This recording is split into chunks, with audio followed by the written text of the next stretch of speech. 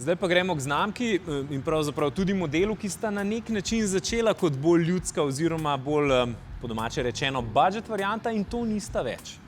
Govorimo o Scali, ki se je raztegnila do mer Octavie, sloni na golfovi platformi in predvsem razblinja Rapidovo nizko cenovnost in uvaja nekoliko več Octavijinega pridiha.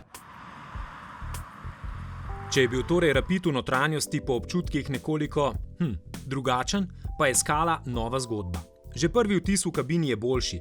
Je pa Scala hkrati nehala štrleti iz okvirjev. Zdaj je to polnopravna kombi limuzina golfovega razreda.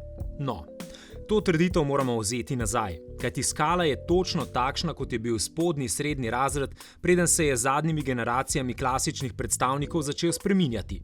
Namreč, današnji tekmeci so karakterno gledano veliko bolj izraziti avtomobili. Samo poglejte Megana, ki se praktično prodaja samo v izvedbah RS Line.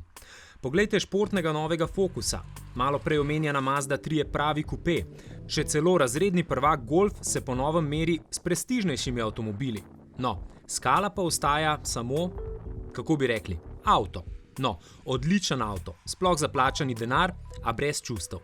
Še posebej v tej dolgočasni črni barvi in z motorjem po kriterijih trgovskih potnikov. Ampak seveda je Scala takšna, da ne bi ogrozila nove Octavie. Ogledali smo si jo v Pragi v tamkajšnji Narodni galeriji